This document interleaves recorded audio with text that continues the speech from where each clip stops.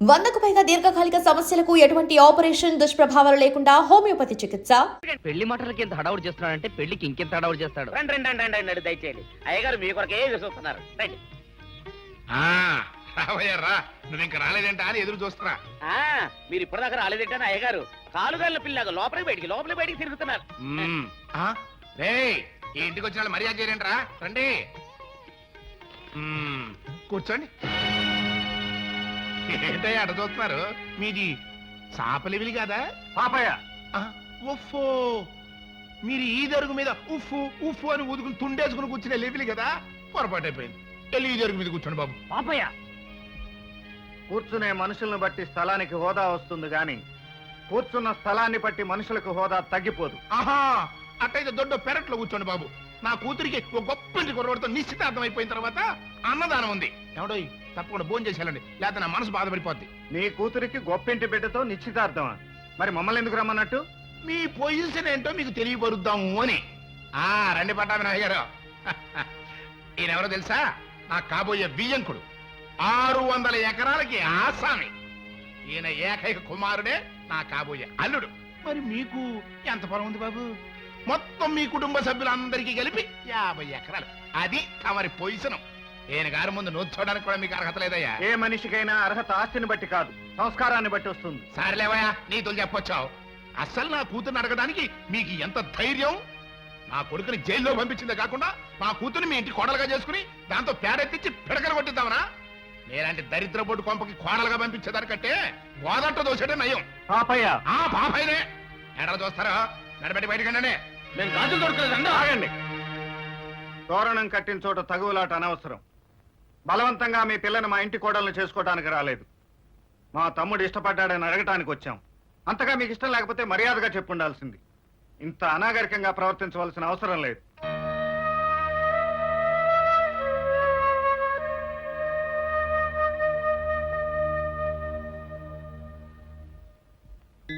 కళ్యాణ ప్రాప్తి రస్తు. నీ దీవెన కోసం వచ్చి కూర్చుంది. ఎల్లవయ్యా, పెద్దవాళ్ల దీవెనలు పిల్లలకు శ్రీరామ రక్ష. అందుకే పెళ్లికైనా పేరంటానికైనా 10 మందిని పిలిచి దీవెనలు అందుకునేది. నీ బిడ్డకు ఆ దీవెనలు అక్కర్లేదనుకుంటే నీ బిడ్డకు జరగబోయే శుభాన్ని నువ్వే కాదనుకున్నట్టు. అదండ్రా.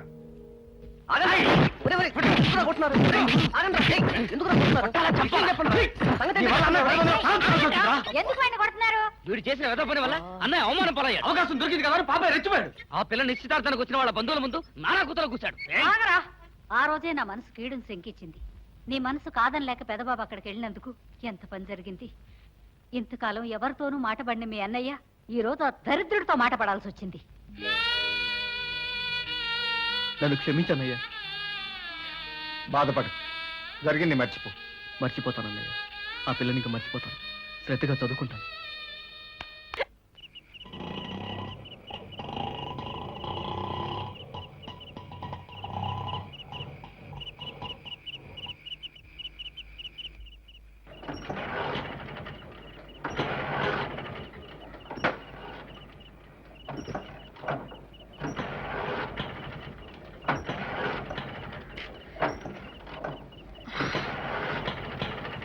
ఏమైంది? చిన్న రిపేర్ అయిపోతుంది.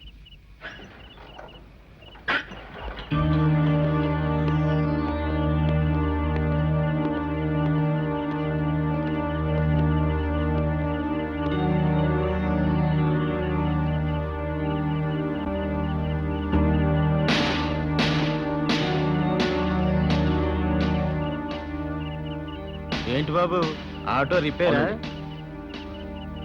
రిపేర్ సంగతి నువ్వు చూసుకో, అమ్మాయి రేపు సంగతి మేము చూసుకుంటాం.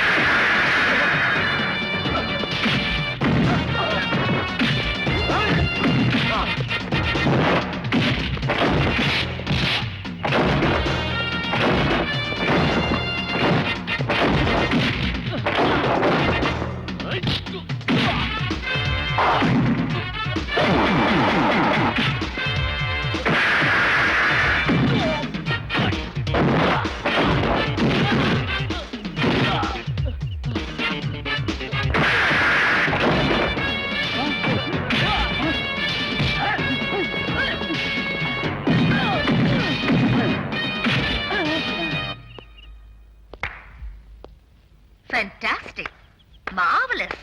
నీ యాక్టింగ్ బ్రహ్మాండంగా ఉంది రాజు. ఇంతకాలం నా వెంట పడుతున్నావంటే నువ్వు అమాయకుడు అనుకున్నాను. నీ అన్న ద్వారా నన్ను అడిగిస్తే ఆశపడ్డావనుకున్నాను. పెళ్లి కాబోతున్న పిల్లని అల్లరి పెడుతున్నావంటే నువ్వు ఒక రాస్కల్వని ఇప్పుడు అర్థం చేసుకున్నాను. ఏంటి ఊరుకున్న కొద్ది తెగరెచ్చిపోతున్నావు? రెచ్చిపోతున్నాను. అర్ధరాత్రి ఒంటరిగా ఆడపిల్ల మీదకి 10 మంది రౌడీల్ని పంపుతావా? వాళ్ళు నన్నేమైనా చేసుంటే నా బ్రతికేమయ్యేది. నువ్వొక మోసగాడవని ఇప్పుడు అర్థమైంది. ఆడపిల్లవి ఆపదలో ఉన్నావని ఆదుకుంటే అర్థం పర్థం లేకుండా మాట్లాడతావా? యు బ్లడీ, నా మీదే చేసుకుంటావా? నువ్వు వచ్చింది ఆదుకోవడానికి కాదు, అల్లరి పెట్టడానికి. ఈ నాటకాన్ని ఆడిస్తున్నది కూడా మీ అన్నయ్యేనా? మా అన్నయ్య ఇంకేమన్నా అన్నావంటే నిజంగానే రేపు చేసి పారేస్తాను. అంటాను. మా అన్నయ్యని జైలుకు పంపింది మీ అన్నయ్య. నిన్ను నా వెంట పడమని చెప్పింది మీ అన్నయ్య. ఈ రౌడీల ప్లాన్ కూడా మీ అన్నయ్యది. వాడు నీకంటే దుర్మార్గుడు. అవునే, ఈ ప్లాన్ కూడా మా అన్నయ్యది. నిన్ను రేప్ చేయమని పంపాడు, రేప్ చేస్తాను. నీ చిక్కున చోటు చెప్పుకో.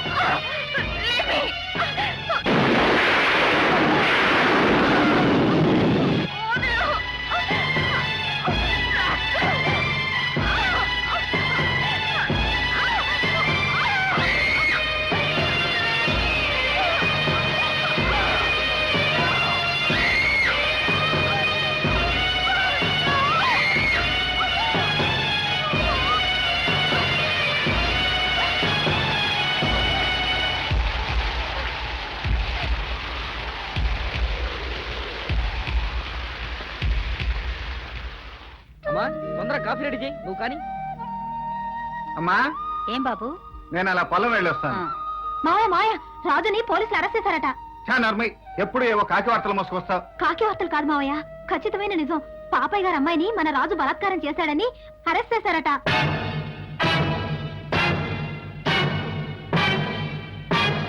నా తమ్ముడు ఆడపిల్లను బలాత్కరించటమా? నేను నమ్మను. నువ్వు నమ్మినా నమ్మకపోయినా అది పచ్చి నిజమట. ఇంటింటా వాకిటి వాకిట ఇదే చర్చ. ఊళ్ళో వాళ్ళ సంగతి మనకెందుకు, మన తమ్ముడు సంగతి మనం ఆలోచించుకోవాలి. ఏమిట్రా వాడి గురించి ఆలోచించేది? పెళ్లి కావాల్సిన ఆడపిల్ల బతుకు నాశనం చేసిన వాడు నా కొడుకు కాదు, మీకు తమ్ముడు కాదు. పెదబాబు, వాడి నా జైల్లోనే మగ్గి చావని, అప్పుడు గానీ వాడికి బుద్ధి రాదు. ఏమిటమ్మా, ఏమిటి అర్థం లేని ఆవేశం? ఒకరికి నిశ్చయమైన కన్నెపిల్లని నా తమ్ముడు బలాత్కరించాడంటే అది నిజమో కాదు?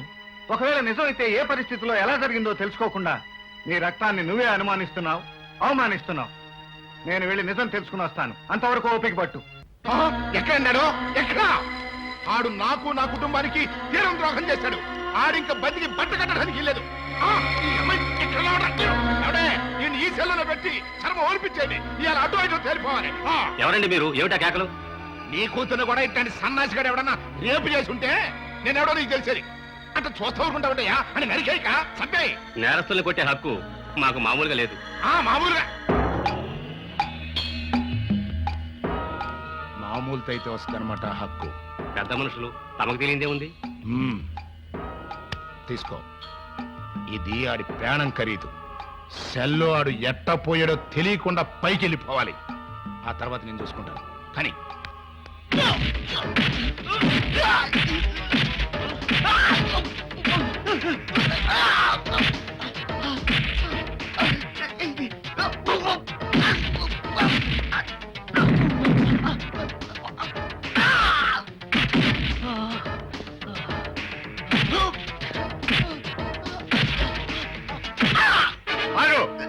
అతన్ని ఎందుకు అలా కొడుతున్నావు? పని లేక. నేరస్తుని కొట్టకపోతే ముద్దెట్టుకుంటారా? నేరం చేస్తే ఛార్జ్ షీట్ దాఖలు చేయాలి, కోర్టులో హాజరుపరచాలి. గాని ఇలా కొట్టే హక్కు మీకెక్కడుంది? పెద్ద రూల్స్ మాట్లాడుతున్నావు. అసలు నువ్వెవరివి? బాధ్యత గల ఒక పౌరుణ్ణి. నువ్వు హద్దు మీరితే అడ్డుకునే హక్కు నాకుంది. హక్కు లేదు, చెక్కు లేదు. మర్యాదగా బయటికి పో. ఎక్కువగా మాట్లాడావంటే డ్యూటీకి అడ్డం వచ్చావని నిన్ను కూడా సెల్లో తోస్తాను. నోటికొచ్చినట్లు మాట్లాడుతున్నావు. అవతల వైపు నుంచి ఎంత ఫోన్ చేశావేమిటి? What nonsense you country fellow. నేను లంచం తిన్నానంటావా? I will finish you. Hold your hand and tongue. There is law of the land. Every citizen has got civil rights. You can't violate them. Mind that you are the guardian of law but not its breaker. You have no right to beat the accused. ఇంకొక దెబ్బ వాడిని కొట్టావంటే నిన్ను క్షణాల మీద dismiss చేయిస్తాను. జాగ్రత్త. మన వంశానికి చెరగని మచ్చం తీసుకొచ్చావు కదరా. ఒక ఆడపిల్ల జీవితాన్ని నాశనం చేశావు. నేను కావాలని చేయలేదన్నయ్య. నిన్ను మన కుటుంబాన్ని తిడితే ఆ కోపంలో అంతా నా దురదృష్టం. నేను మనసారా ప్రేమించిన విద్య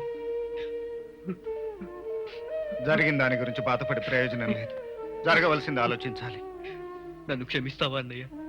క్షమించవలసింది నేను కాదురా, విద్య. ఏయ్, ఆడిని ముక్కలు ముక్కల కింద నరికి పారేంద్రా. ఆడి శవం కూడా గడప దారి బయటకెళ్తానికి లేదు, అంతే. అలా. ఇంకా ఏం చేద్దామని వచ్చావయ్యా? నీ కూతురు జీవితాన్ని బజారు పాలు చేసేశాను అని నన్ను దెబ్బవరడానికి వచ్చావా? అంతేగా? కాదు, నా తమ్ముడు చేసిన తప్పుకి క్షమాపణ అడగటానికి వచ్చాను. ఏయ్, కథ చెప్పక. నీ కుటుంబం పరువు మర్యాద నీ తమ్ముడు అరెస్టుతో బజార్ను పడ్డాయనే భయంతో వచ్చావయ్యా. మరి మేము సంసారమే. నా కొడుకును అరెస్ట్ చేయించినప్పుడు నా కుటుంబం పరువు మర్యాద ప్రతిష్ట నువ్వు ఆలోచించక్కలేదా? నువ్వు కుటుంబాలు, గౌరవాలు, పరువు, ప్రతిష్టలు, అరెస్టుల గురించి ఆలోచిస్తున్నావు. నేను అల్లరిపడ్డ ఆడపిల్ల జీవితం గురించి ఆలోచిస్తున్నాను. నా తమ్ముడికి మరణశిక్ష పడినా సరే విద్యకి జరిగిన అవమానం మార్చిపోదు. ఆ అవమానం నాకు కలిగించడం కోసమే నీ తమ్ముడితో ఎంత ఘోరం చేయించావు. నిన్ను అవమానించడానికి నీ కూతురు జీవితాన్ని పాడు చేయించేటంత దుర్మార్గుణ్ణి కాను. అనవసరంగా ఆవేశపడకు. జరిగిన అల్లరి చాలు. రాజుకి విద్యకి పెళ్లి చేయిద్దాం. విద్య జీవితం చక్కబడుతుంది. వీల్లేదు. అటు సూర్యుడు ఇటు పొడిచినా సరే నా కూతురు నీ ఇంటి కోడలు కావడానికి వీల్లేదు. అయ్యగారు అయ్యగారు అయ్యగారు మరి కాబోయే ఇంకుడు గారు కబురేపారండి. అమ్మాయి గారి గురించి పూర్తిగా తెలిసిపోయిందంట. ఇక ఈ పెళ్లి జరగదు అని చెప్పమన్నారు. నిశ్చితార్థానికి ఇచ్చిన 5 లక్షలు పోయిందా గోయిందా అని చెప్పమన్నారు. 5 లక్షలరా? 5 లక్షలు? 5 లక్షలయ్యా. చూచావటయ్యా, నువ్వు చేయించిన ఘనకార్యానికి నా కూతురు పెళ్లి ఆగిపోవడమే కాకుండా నిశ్చితార్థానికి ఇచ్చిన 5 లక్షలు గంగ పాలైపోయినాయి. నీకంతగా డబ్బే ముఖ్యం అనుకుంటే 5 లక్షలు నేను ఇస్తాను. రాజుతో విద్య పెళ్లి జరిపించు. నువ్విస్తావా? ఎక్కడి నుంచి? క్యాష్గా కాకపోతే నోటుగా రాసిస్తారు. రామంబాబు గారు మాట అంటే మాటే. అట్లాగే నోట్ రాసిస్తాను. ఎప్పుడు ఏ అవసరం వస్తుందనని స్టాంప్ పేపర్ జేబులో రెడీగా ఉంచుతాను.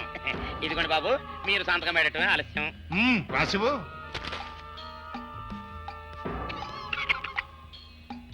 డబ్బు కృతి కదా. ఎవరు? నన్ను నేనే తిట్టుకుంటానండి. ఎదవ జన్మ, ఎదవ జన్మ. ఇదిగో 5 లక్షలకు నోట్ రాసి సంతకం పెట్టాను. వెంటనే పెళ్లి ఏర్పాట్లు చేయి. పెళ్ళ? ఎవరిది? ఈ 5 లక్షలు మీ తమ్ముడు చేసిన తప్పుకి నేను వేసిన శిక్ష. పాపనే నా పేరులోనే ఉందయ్యా పాపం. అన్యాయం నా ఆరో ప్రాణం. ఈ కంఠంలో ప్రాణం ఉండగా నా కూతురు నీ ఇంటి కోడలు కాదు కాదు కాదు. హలో, ఆగండి.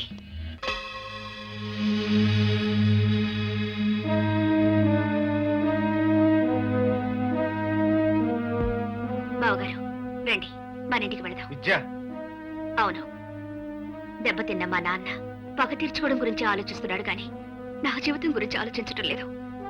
రండి బావగారు, రాజుతో పెళ్లికి నేను మనస్ఫూర్తిగా ఒప్పుకుంటున్నాను.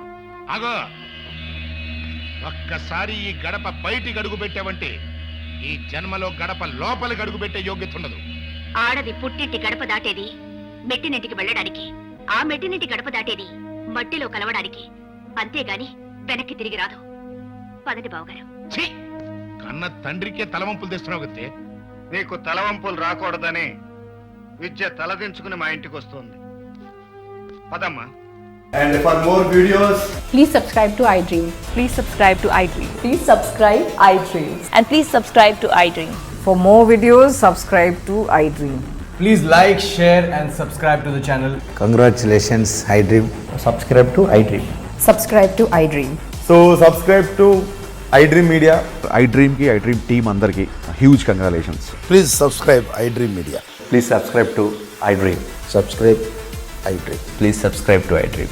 iDream అంటే నా కళల ఛానల్ సబ్స్క్రైబ్ చేసుకున్న నోరు తిరుగుతలేదు. మీరైతే గంట గుర్తు కొట్టండి. For more such videos, please subscribe to iDream. Subscribe to iDream. Please subscribe to iDream. Please subscribe iDream Media. Please do subscribe to iDream. Please subscribe to iDream Media. For best entertainment and information, please subscribe iDream. And don't forget to subscribe to iDream.